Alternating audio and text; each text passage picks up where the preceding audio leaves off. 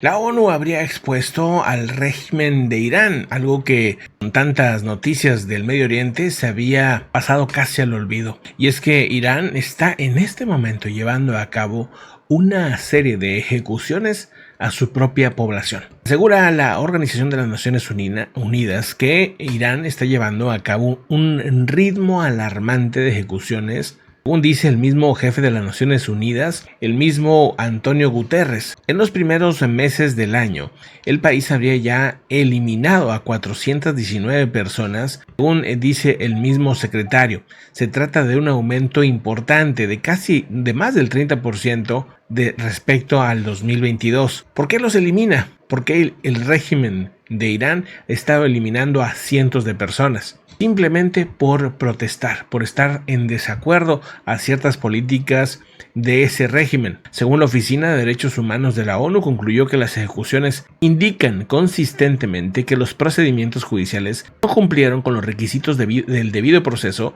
y un juicio justo, según el derecho internacional de derechos humanos. Guterres asegura que a estas personas se les negó el acceso a una representación legal adecuada y oportuna y se les obligó a confesar, lo que pudo haber sido obtenido como resultado de una confesión forzosa. Según la ONU, más de la mitad de las personas habrían sido eliminadas por protestas o por una relación a supuesto uso de algún tipo de droga.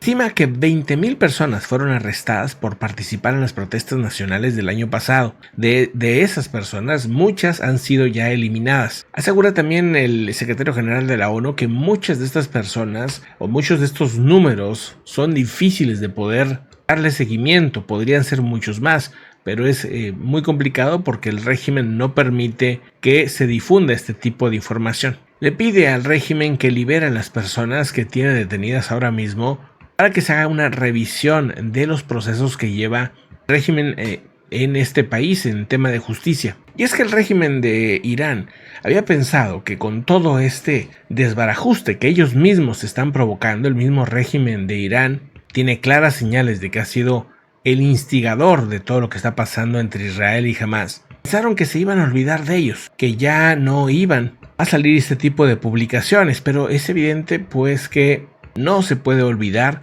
lo que están haciendo. Cambiando de tema, ¿se acuerdan que Vladimir Putin supuestamente había tenido un paro cardíaco? Incluso se llegó a hablar de que habría perdido la vida o que estaba en coma. Pues ahora hay información de inteligencia de Ucrania que estas noticias, estos rumores que ellos sueltan en sus propios medios, porque a mí me llama la atención, ¿cómo es posible que esta información circule en sus propios medios? ¿Por qué la están dejando circular cuando normalmente los controlan bastante? Bueno, pues resulta que el Kremlin, que Rusia está utilizando este tipo de noticias para evaluar las reacciones dentro de Rusia e incluso en el exterior, según dice el portavoz de inteligencia ucraniano Andriy Yusov. El Kremlin ha estado utilizando la salida y filtración, por así decirlo, de rumores falsos sobre el fallecimiento del presidente Vladimir Putin para evaluar las reacciones rusas según la inteligencia militar ucraniana. Según han dicho, el objetivo básico de estas noticias es observar cómo reacciona la sociedad en términos de números y dinámicas, y observar las reacciones de los individuos, las élites y los medios de comunicación, habría dicho Andriy Yusov, portavoz de Dirección Principal de Inteligencia del Ministerio de Defensa y el UR. Según la radio ucraniana, en la radio ucraniana se habría dado esta información por parte de inteligencia, algo muy al estilo Porfirio Díaz, ¿no? Y otros líderes del mundo que simulaban su muerte o su retiro para ver quiénes levantaban la mano, para ver quiénes querían controlar el país después de la salida de X poderoso presidente o etcétera, ¿no? Así que está muy interesante, ¿no? Para estar muy atentos a este tipo de información. También para ver cómo funcionan tus aliados, tus supuestos amigos, cómo reaccionan, qué es lo primero que hacen. Eso pues es evidentemente muy interesante.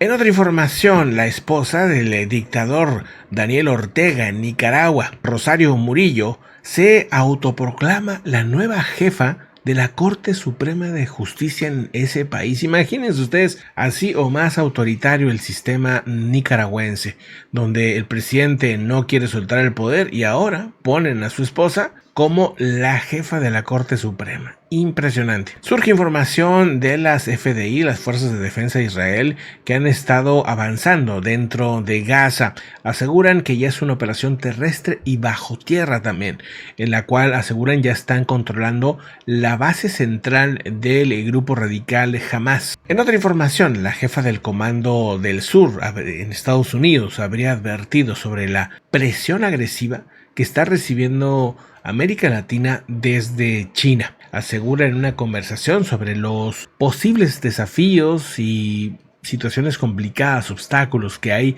en América Latina y en el Caribe, esto en la Universidad Internacional de Florida, la FIU.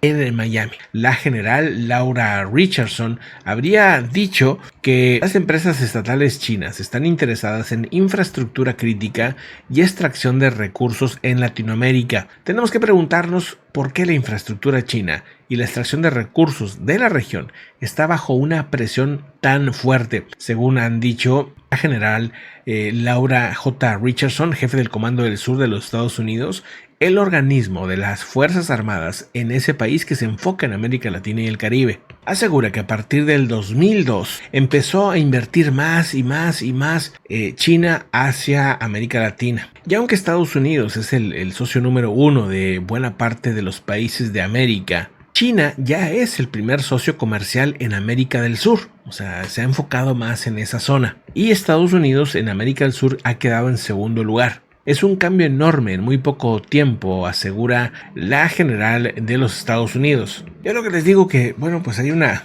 especie de guerra fría o una guerra comercial entre Estados Unidos y China y evidentemente pues se están también haciendo subdivisiones en esos bloques. Por otro lado, la Asamblea General de la Organización de las Naciones Unidas, la ONU, pide el fin del embargo de Estados Unidos hacia Cuba. Esa asamblea se habría debatido la posibilidad de que Estados Unidos termine con el bloqueo económico que tiene impuesto sobre la isla. Dicha moción tuvo una contundente respuesta positiva por parte de la asamblea, la que 187 países estuvieron a favor de terminar con el embargo. Solamente 2 votos en contra, Estados Unidos e Israel, nada más. Ucrania se abstuvo, ni siquiera tuvo el apoyo de Ucrania este tema, y es que el embargo a Cuba no está sirviendo, no está funcionando. Bueno, cuántas generaciones ya han pasado, pero pues bueno, esto parece no va a cambiar. Por otro lado, México le pide a Estados Unidos modernizar la frontera entre ambos países para fomentar las inversiones. La Secretaría de Relaciones Exteriores de México, Alicia Bárcenas, habría destacado en Estados Unidos la importancia de actuar y actualizar la frontera de manera que pues se ponga el fin de ciertas limitaciones para promover inversiones y la cercanía de la deslocalización de empresas o el nearshoring. Si realmente queremos controlar el tráfico de drogas y los contrabandistas de armas, pero al mismo tiempo queremos proporcionar una mejor infraestructura para que se produzca el comercio y por tanto tenemos que modernizar la frontera, habría dicho la canciller mexicana.